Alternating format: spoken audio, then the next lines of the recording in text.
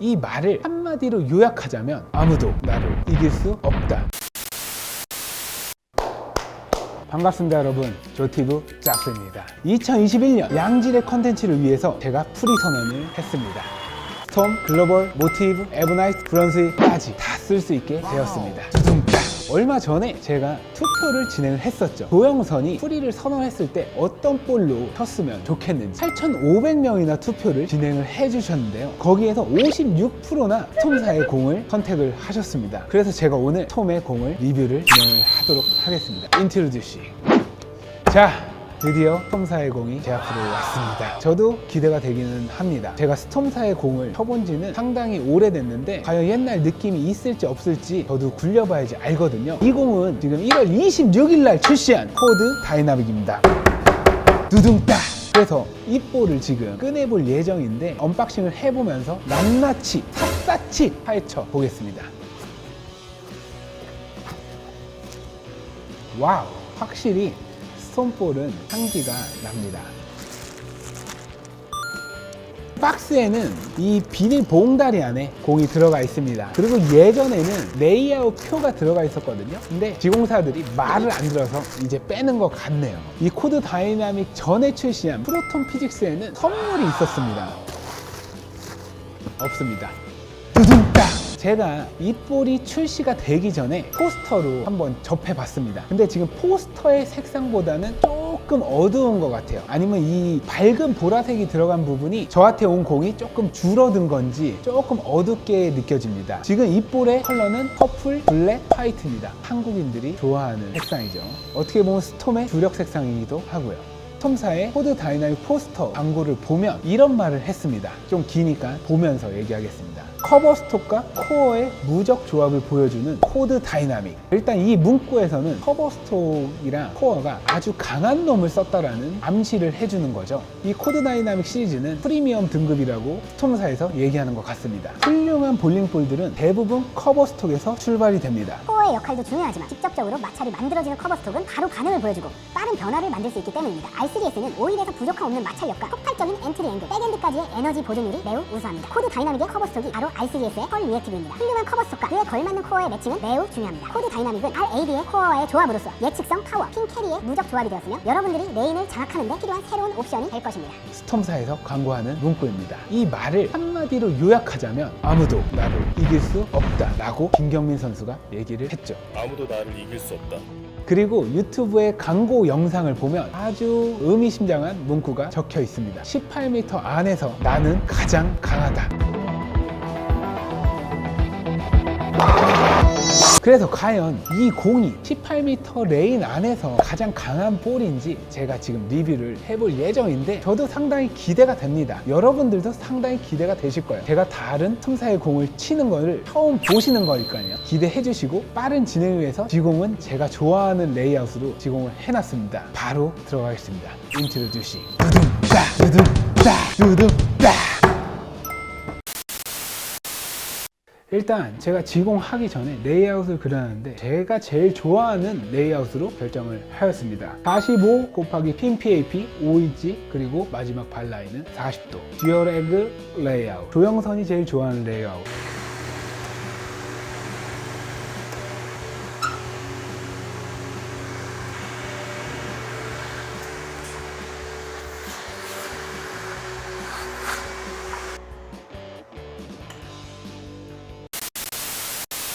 자, 드디어 지공항공이 왔습니다. 듀얼 앵글 레이아웃으로 제가 가장 좋아하는 45 곱하기 5 곱하기 40도 레이아웃을 선택을 했습니다. 제가 제일 좋아하는 레이아웃으로 해야 지금까지 제가 쳤던 느낌하고 비교를 할 수 있을 것 같아서입니다. 지금 이 공은 RG는 2.50, RG 디프렌셜은 0.058입니다. 펄 소재의 리액티브 공이고요. 펄 소재의 커버 스톡을 쓰게 되면 상당히 랭스가 잘 나옵니다. 그리고 RG 디프렌셜이 0.058이다 보니까 조금 더 다이나믹한 움직임이 예상되지 않을까 싶습니다. 바로 지금 이제 굴려볼 건데, 오늘 레인 패턴은 2020 진승무역 페스티벌 정비입니다. 이 정비 패턴은 스톰사 주최 시합을 할 때 항상 쓰는 패턴인데, 점수가 많이 나오는 패턴이고 어떻게 보면 놀이공원 같은 그런 패턴입니다. 바로 리뷰 진행해 보도록 하겠습니다. 제일 처음에는 윗자리부터 제가 차근차근히 보여드리겠습니다. 오일이 없는 지역부터 오일이 있는 지역까지 테스트를 진행해 보겠습니다. 일단은 지금 스탠스는 한 18 정도에서, 스파트는 지금 한 9보드에서 한 10보드 정도, 그 정도 보고 투구를 진행해 볼게요.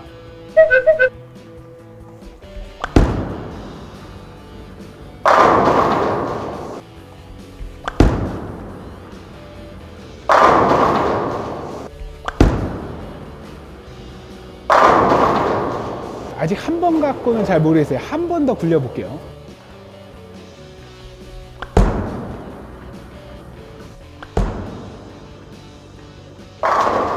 랭스가 상당히 많이 나오는 느낌?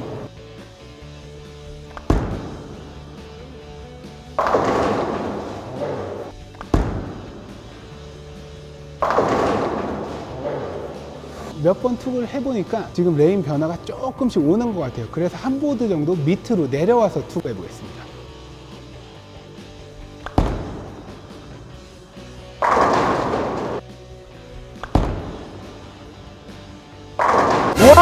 와! 한번 해봤습니다, 여러분.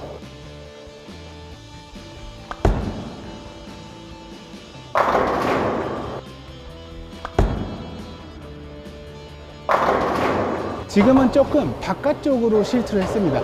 다시 한번 정확하게 투구를 해볼게요.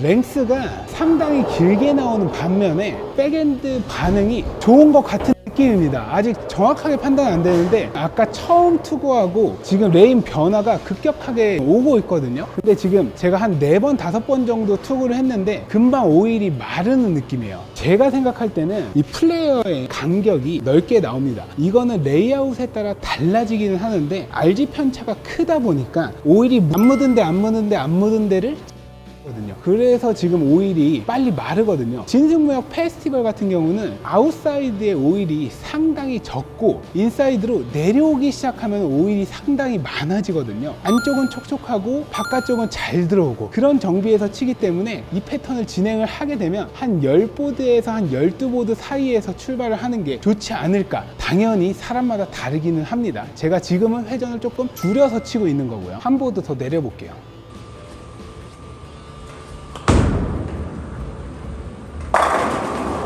나쁘지 않습니다. 일단은 백엔드에서 길게 갔다가 뒤에서 모션이 상당히 좋잖아요.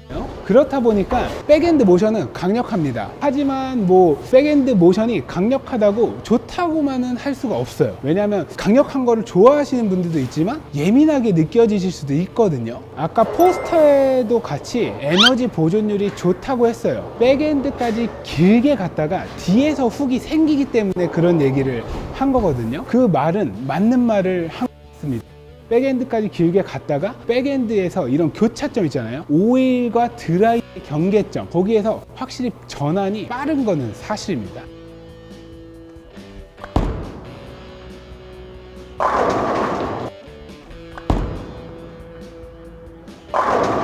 제가 거의 뭐 지금 풀로 이렇게 볼 치는 걸 다 지금 보여드리거든요. 보통의 이제 볼 리뷰를 할 때 그렇게 핀이 남습니다. 네. 스트라이크만 나오는 건 아닙니다. 당연히 레인 리딩을 하면서 레인이 변화되는 시점, 당연히 핀 남을 수 있죠. 그죠? 지금까지는 위에서 스피드를 살려서 지금 투구를 했는데, 이제부터는 제가 좀 내려와서 앵글을 조금 크게 그림을 그려서 한번 굴려보겠습니다. 일단 한 10보드 정도 내려와 볼게요. 한 17에서 한 5보드까지 브레이크.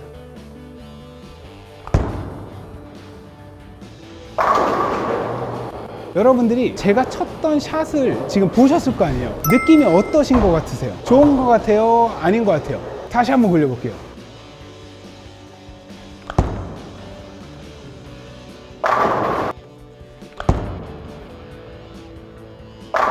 제가 시합에 나가본다면 미디움 롱 패턴에 사용을 할 것 같습니다. 미디움 롱 패턴 중에서도 첫 게임보다는 두 번째, 세 번째 레인의 캐리다운이 진행이 됐을 때 이 볼을 사용을 할 것 같아요. 왜냐면 1500그릿에 지금 폴리싱을, 하이 폴리싱을 해놨단 말이에요. 그러면 정말 이 백엔드 반응이 날카롭잖아요. 그러니까 첫 게임에 저희 시합 레인 기준으로 너무 프레쉬한 레인에서는 조금 예민하게 반응을 할 수 있을 것 같습니다.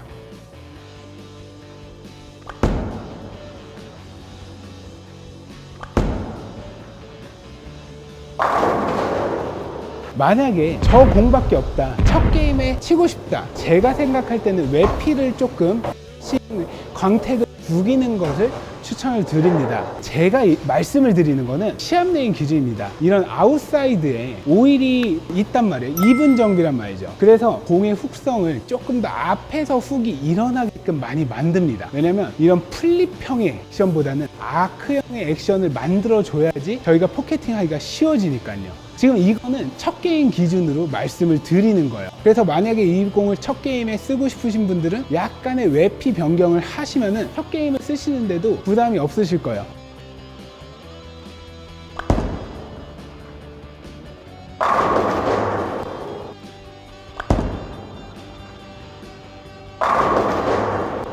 지금 제가 굴리고 있는 이 레인은 진슨 2020 페스티벌 레인이란 말이에요. 이 패턴은 지금 하우스 패턴에 가까워요. 그래서 만약에 하우스 레인에서 치신다고 하시면은 외피를 건드리지 않으셔도 돼요. 왜냐면 지금 바깥쪽으로 나가도 더 들어오거든요. 한번 보여드려요. 지금보다 조금 더 아웃사이드로 보내서 한번 굴려볼게요.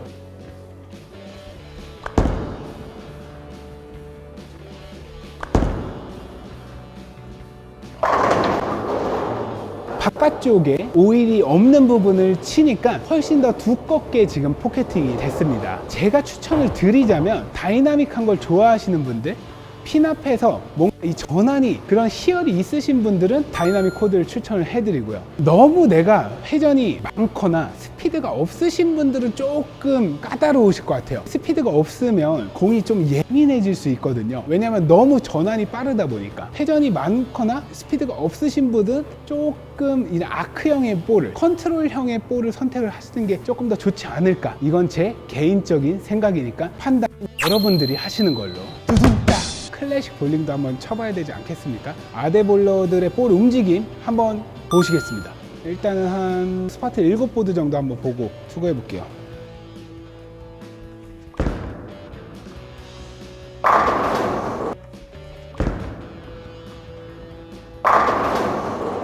와, 진짜 찍간다.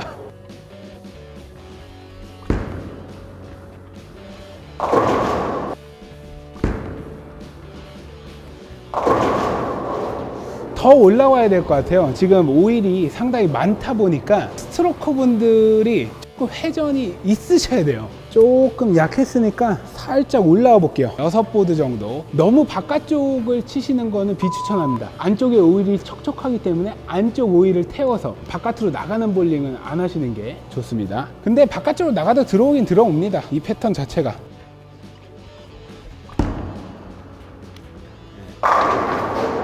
아주 정확합니다. 조금 얇았는데 지금 한 6보드 정도로 올라오니까 바로 스트라이크가 나와 버렸죠. 제가 봤을 때는 정비 직후 조금 까다로울 것 같아요. 저 위에 자리를 쓰시는 분들이 한두 게임 지나고 나서 이 코드 다이나믹을 선택을 하시면 조금 더 좋지 않을까요?